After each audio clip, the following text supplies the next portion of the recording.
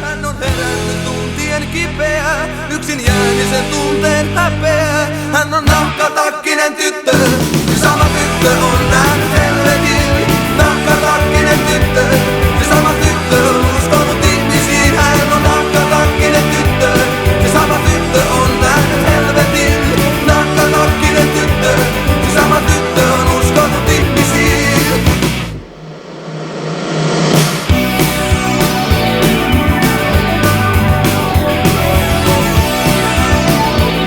Mitkäs teidän roolihahmot on tässä musikaalissa?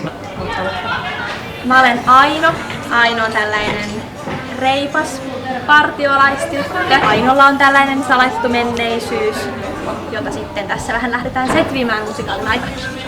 No mun nimi on Nurmi ja tossa mun paras kaveri Vatanen. Mirja on todella temperamenttinen nuori nainen, jolla on paljon tuskaa, mutta myös paljon rakkautta. No tää Nurmi on tämmönen teinipoika, tykkää naisista, tykkää saunoa ja tykkää viihtyä pinkeissä silkkisortseissa. Nimeni on Digno! Eli Digno.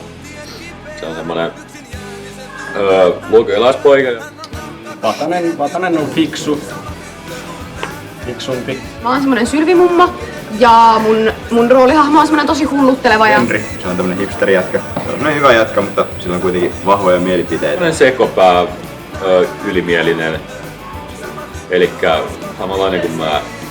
Rohkea ja paljasteleva.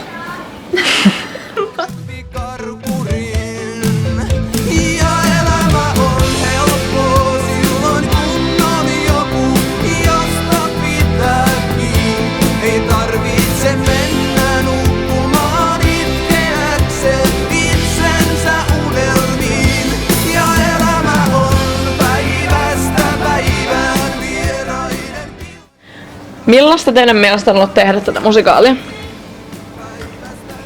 Se on kyllä, joo. Se oli alkuun vähän tuskasta, mutta nyt se on paljon kivempaa, kun näkee niinku kokonaisuutta. Niin, ja kokonaisuus niin alkaa hahmottua, niin sitten on silleen erittäin jees. Tää mummon rooli on ollut niinku todella vaikea omaksua. Kyllä tää on kuitenkin antoisaa ja tässä huomaa kehittyvänsä aika paljon. On se aika rankkaa ollut, mutta ihan... Hauska. Sitä on ollut paljon. Tosi paljon. Sitä on ollut todella paljon. Mutta että... On kyllä koetellut kärsivällisyyttä välillä. Sitä se Virjo aamulla sanoi. No, minkäs takia kannattaa tulla ensi viikonloppuna katsoa meidän lukijalle tää musikaali? Siellä on paljon huumoria. Siellä on mummokolmikko. Ja hyvää musiikkia, oikeasti hyvää musiikkia. Joo, koska tämä on jotain, mitä täällä ei ole ikinä ennen nähty. Kaikki rakastaa Dingoa. Nimenomaan Dingo on semmonen klassikko. Kauniita naisia.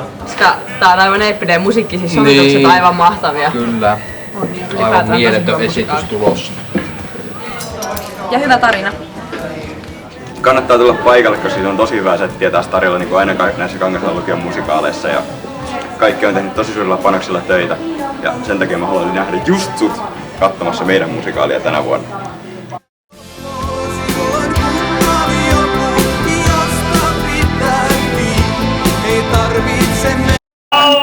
Joo. Hyvä, thanks.